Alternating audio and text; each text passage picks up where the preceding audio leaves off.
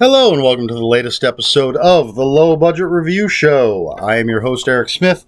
Excuse me, and today I am talking about a retro review. I don't know. This is Helltown by Dennis O'Neil. Published, it's a Warner Books Media tie-in. DC Universe, obviously. And I say retro review because this book, I believe, is out of print. I looked it up on Amazon, and copies of this were pretty high priced. I found this at my local used bookstore. Half-price books. And that's probably what you're going to want to do if you decide to go out and pick this up. Maybe you can find it cheaper online. I don't know. But this is not readily available. I don't believe. But it is Helltown by Dennis O'Neil. This is the origin story of The Question, one of my favorite comic book characters, but it's not the same. If you've read the Question series by Dennis O'Neil, this is different. And there's a little passage in the beginning, right here. Let's just go straight to this page that says, people still sometimes talk about what happened that cold, cold winter in Hub City.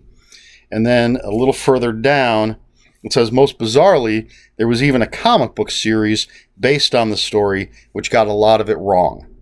So that's sort of setting up that this is not the same as the comic book story that Dennis O'Neil told.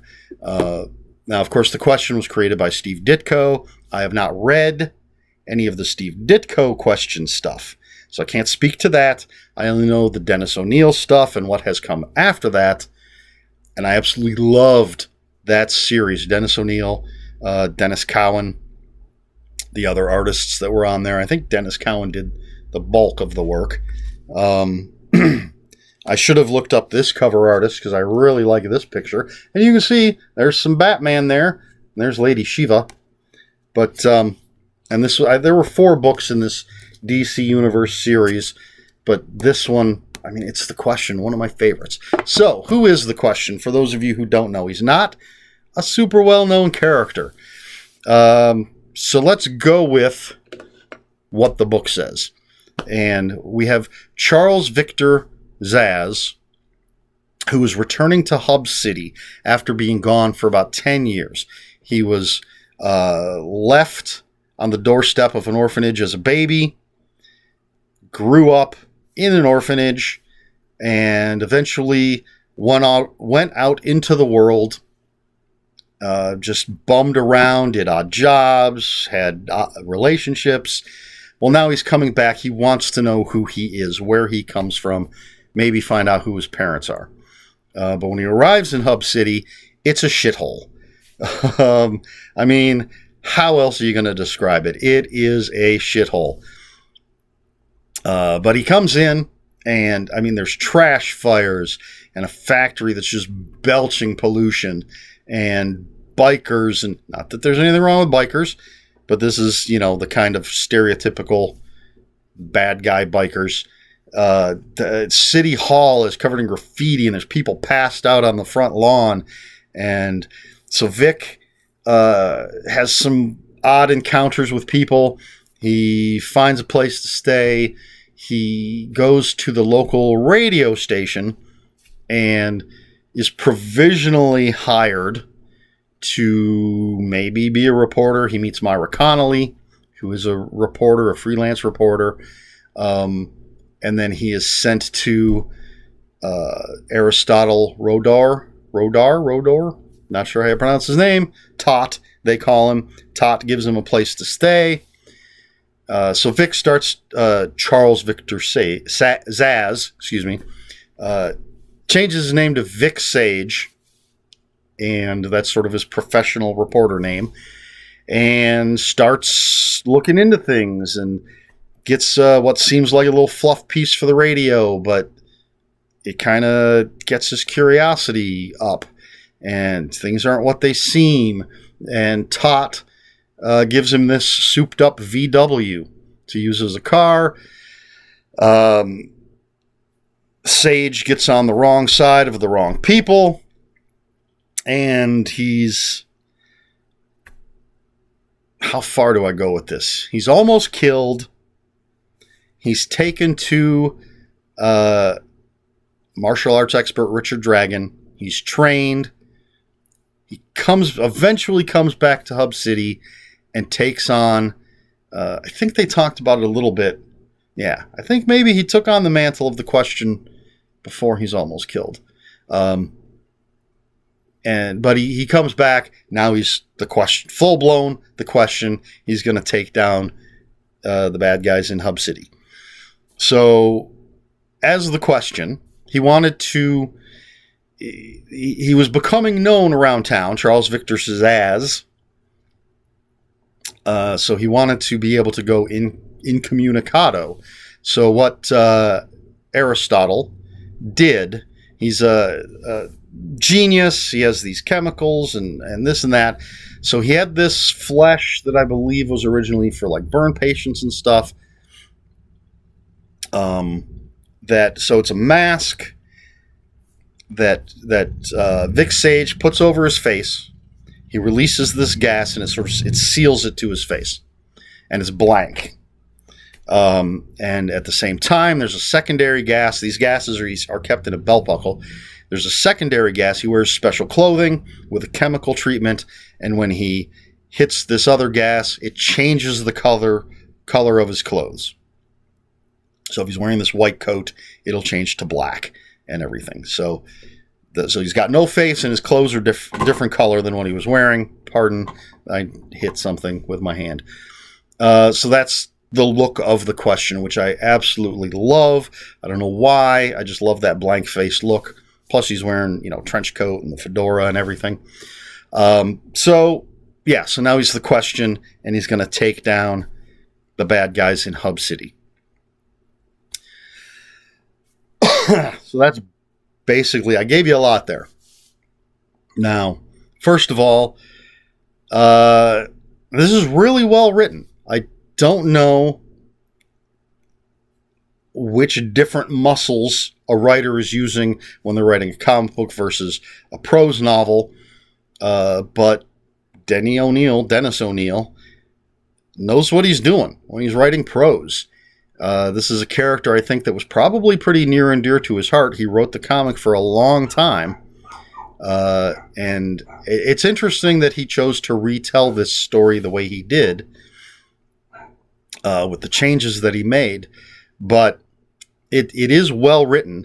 We get to know Charles Victor Zaz pretty well. And we get to know Tot pretty well. Myra Connolly maybe gets short shrift in her characterization. And some of the bad guys, one bad guy, I think we get a lot of background on him, but some of the others are just sort of there. I think we get more of them in the comic than we do in this book. And then there's, as I said, Batman's in it. And Lady Shiva, Richard Dragon, all comic book characters. I think when I read the Question comic books, that's the first time I'd read Lady Shiva and possibly Richard Dragon. It'd be crazy if I said that was the first time I ever read Batman. And all these characters are interesting. So right off the bat, if you're a comic book fan, I would recommend it. If you're a fan of the Question, I absolutely would recommend it. If you're a fan of just kind of hard-boiled adventure crime stories, I would recommend it. I don't think you have to be a fan of comics or the Question in particular to enjoy this story. Don't let the DC Universe logo throw you off. It's just a good crime story. I mean, it is a superhero story, obviously. It has pulp elements to it, but there's also a good, interesting crime story, well-written crime story. So, absolutely, I recommend it if you can find a copy. I don't recommend paying. I think I saw it for hundreds of dollars. It's not that good. Unless you're a super collector and can afford it. All right, pardon me, getting a little dry throat.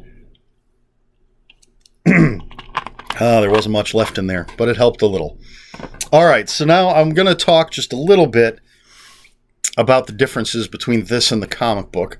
So if that doesn't interest you, you can, I don't know, skip the next couple of minutes. Or if you don't want spoilers, although I don't think anything's going to be spoiled here, again, you can skip the next couple of minutes. But basically, as I said, for the book, Vic Sage, Charles Victor Zsasz, is coming back to Hub City at the beginning of the book. He's reestablishing himself within the city, gets a job as a radio reporter. He meets Tot for the first time. Tot comes up with the question gear, whereas in the Denny O'Neil story, in the first issue, Vic is already a television reporter. He's already the question. He's been doing it for a while. I recall, if I'm recalling correctly, and it's been a long time since I've read the first issue, at one point during an altercation, the mask starts to come off, and he's talking to Tot about it, and he's been smoking. Vic Sage has been smoking, and Tot's like, well, by smoking, you're changing your body chemistry, and so the adhesive and the chemicals that I originally made up aren't as effective now because your body chemistry is different, your skin is different, essentially. So he's got to make adjustments. And Vic Sage, not a great character. I think I've mentioned this before, some video somewhere on this channel, that I happened to buy the first 2 issues of the question at the same time, which is a good thing, because if I had just read that first issue, I don't know if I ever would have read another one, because Vic Sage, Charles Victor Zsasz, was an ass. I was not interested in his character. But I bought both, so I read both, and that second issue turned it all around. But anyway, so yeah, the differences here. Book, he's just coming back to town. He's not the question yet. Comic book, he's already the question.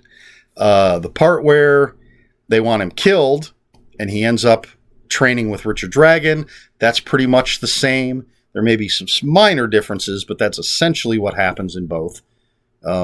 It happens in both. Again, might be minor differences. And then I think it's been a long time since I've read the original comics. The story in the comics may play out a little longer. And the big scene at the end, I don't remember at all from the comics. So that might be original to the novel. So there are some differences, but they're both fantastic. I love the comic. It's one of my favorites. Love the character, and this book, despite or because of its differences, is just a great read. So there you go. That's Helltown by Dennis O'Neil, part of this little 4-book DC Universe set that they had. Highly recommended if you can find a copy. So, retro review, is this a new thing? I don't know what I'm doing. I was in the mood to read this, so I did, and then I enjoyed it so much. I've read it before. I was in the mood to reread it, and I enjoyed it so much I wanted to share it with you, all of you lovely people out there. Anyway, there you have it. If you have any comments, questions, or corrections, please put them in the comments below. Comments are open for spoilers. Just post a spoiler warning. We try to be polite here at the Low Budget Review Show. Please like, share, and subscribe. And if you want to follow me on other social media, my Twitter is @Ronin5757. My Instagram, where I post pictures of books, comics, board games, and occasionally animals, is Eric Smith 5757. That's Eric with K, ERIKSMITH 5757. That's all I've got. This has been the Low Budget Review Show. I have been Eric Smith, and until next time, read more books.